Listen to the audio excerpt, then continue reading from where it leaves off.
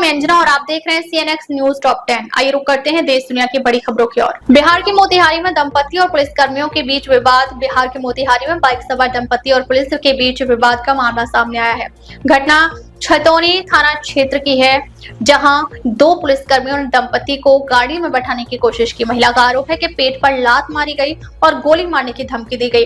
विवाद के दौरान भीड़ इकट्ठा हो गई। एसएचओ अमरजीत कुमार भी मौके पर पहुंचे और लोगों से बहस हुई। पुलिस का कहना है कि वाहन जांच के दौरान कहासुनी हुई और युवक को थाने ले जाने की कोशिश की गई थी। महिला आयोग के नोटिस पर सिंगर हनी सिंह और करण ओजला ने मांगी माफी। पंजाब महिला आयोग के नोटिस के बाद पंजाबी गायक योयो हनी सिंह और करण ओजला ने अपने गानों में आपत्तिजनक भाषा के लिए माफी मांगी है।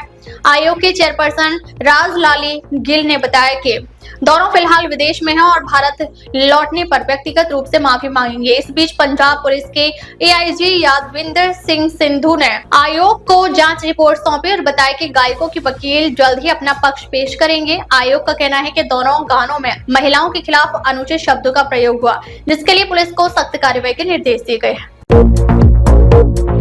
चेन्नई में एयर इंडिया फ्लाइट की इमरजेंसी लैंडिंग तकनीकी खराबी और मौसम को कारण बताया। तिरुवनंतपुरम से दिल्ली जा रही एयर इंडिया फ्लाइट AI-2455 की रविवार रात चेन्नई में इमरजेंसी लैंडिंग कराई गई। एयरलाइन ने इसका कारण तकनीकी खराबी और खराब मौसम बताया।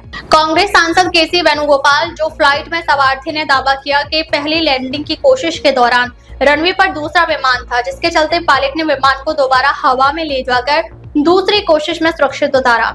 एयर इंडिया ने उनके दावों से इनकार करते हुए कहा कि रनवे पर कोई दूसरा विमान नहीं था और गो अराउंड का निर्देश एयर ट्रैफिक कंट्रोल ने एहतियातन दिया था।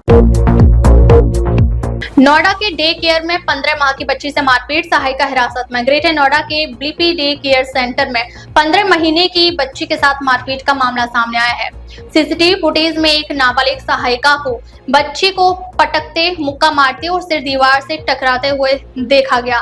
बच्चे की मां ने शिकायत पर पुलिस को फुटेज दिखाया, जिसके बाद सहायिका को हिरासत में लिया गया और संचालिका चारू के खिलाफ भी केस दर्ज हुआ। पुलिस का कहना है कि करीब 12 बच्चों की देखरेख नाबालिग को सौंपी गई थी। मामले में BSA और चाइल्ड वेलफेयर को जांच के निर्देश दिए गए हैं। वोटर वेरिफिकेशन पर संसद से सड़क तक विरोध, नेताओं की गिरफ्तारी। दिल्ली में वोटर वेरिफिकेशन और कथित वोट चोरी के आरोपों के खिलाफ विपक्षी दलों के करीब 300 सांसदों ने संसद से चुनाव आयोग तक मार्च निकाला, लेकिन पुलिस ने बिना अनुमति के जुलूस को परिवहन भवन के पास रोक दिया। इसके बाद प्रियंका गांधी, राहुल गांधी और अखिलेश यादव समेत कई नेताओं को हिरासत में लेकर संसद मार्ग थाने ले जाया गया। मार्च के दौरान टीएमसी सांसद मिताली बाग की तबीयत बिगड़ गई। इधर संसद के दोनों सदनों में इस मुद्दे पर जोरदार हंगामा हुआ और कार्यवाही दोपहर 2 बजे तक स्थगित करनी पड़ी। मानसिक बीमारी छिपाने पर हाईकोर्ट ने विवाह रद्द किया, पति सभी मुकदमों से बरी। राजस्थान हाईकोर्ट की जयपुर डिवीजनल बेंच ने सिजोफ्रेनिया से पीड़ित महिला का विवाह शून्य घोषित कर दिया।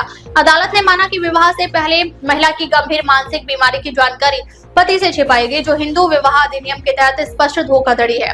कोर्ट ने पति को घरेलू हिंसा और दहेज प्रताड़ना समेत सभी मुकदमों से मुक्त कर दिया। यह मामला 2013 के कोटा चित्तौड़गढ़ विवाह से जुड़ा है, जिसमें फैमिली कोर्ट के फैसले के खिलाफ अपील के बाद 12 साल में यह निर्णय आया। पाली में मदन राठौड़ का राहुल गांधी पर हमला, रोहिंग्या बांग्लादेशी बयान चर्चा में। राजस्थान बीजेपी प्रदेश अध्यक्ष मदन राठौड़ ने पाली में पत्रकारों से बातचीत के दौरान कहा कि देश में सत्ता का फैसला रोहिंग्या या बांग्लादेशी नहीं बल्कि देश के नागरिक करेंगे। उन्होंने राहुल गांधी पर निशाना साधते हुए कहा कि जहां कांग्रेस जीती है वहां वे चुनाव आयोग को धन्यवाद देते हैं, लेकिन हारने पर उस पर सवाल उठाते हैं। राठौड़ ने आरोप लगाया कि बिहार और बंगाल में घुसपैठियों ने गलत तरीके से वोट कार्ड बनवाए। किशनगढ़ में भाजपा नेता पत्नी की हत्या के आरोप में गिरफ्तार। राजस्थान के अजमेर जिले के किशनगढ़ में भाजपा मंडल महामंत्री रोहित सैनी को पत्नी संजू सैनी की हत्या के आरोप में पुलिस ने गिरफ्तार किया है। पुलिस के मुताबिक रक्षाबंधन पर ससुराल से लौटते समय रोहित ने चाकू से गला रेतकर हत्या की और लूट की झूठी कहानी बनाई। बार बार बदलते बयानों से पुलिस को शक हुआ और देर रात कस्टडी में लेकर सख्ती से पूछताछ की गई, जहां रोहित ने आरोप स्वीकार कर लिया। पुलिस का कहना है कि घटना के पीछे के कारण और संभावित सहयोगियों की भूमिका की जांच जारी है।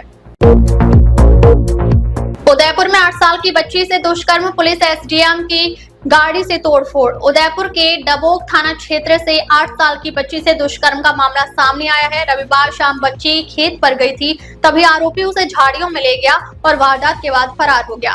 सोमवार सुबह गुस्साए लोग थाने पहुंचे, बसों में तोड़फोड़ की और उदयपुर डबोक सर्विस रोड जाम कर दी। स्थिति बिगड़ने पर 3 थानों की पुलिस बल तैनात की गई है। एफएसएल और डॉग स्क्वाड जांच में जुटे हैं और आरोपी की तलाश जारी है। रेप के दोषी आसाराम को बीमारी के आधार पर अंतरिम जमानत। रेप के दोषी और उम्र कैद की सजा काट रहे 86 वर्षीय आसाराम को राजस्थान हाई कोर्ट से एक बार फिर अंतरिम जमानत मिल गई है। कोर्ट ने उनकी जमानत 29 अगस्त तक बढ़ाते हुए अहमदाबाद के सरकारी अस्पताल में डॉक्टरों का पैनल बनाने के निर्देश दिए हैं। इस पैनल में 2 कार्डियोलॉजिस्ट शामिल होंगे जो आसाराम की दिल से जुड़ी समस्याओं की जांच कर रिपोर्ट सौंपेंगे। फिलहाल वह इंदौर के जुपिटर अस्पताल के आईसीयू में भर्ती हैं और उनकी हालत गंभीर बताई जा रही है। अब तक के लिए बस इतना ही, फिर मिलते हैं कुछ ऐसी ही बड़ी खबरों के साथ। अब तक के लिए नमस्कार और देखते रहिए CNX न्यूज टॉप 10।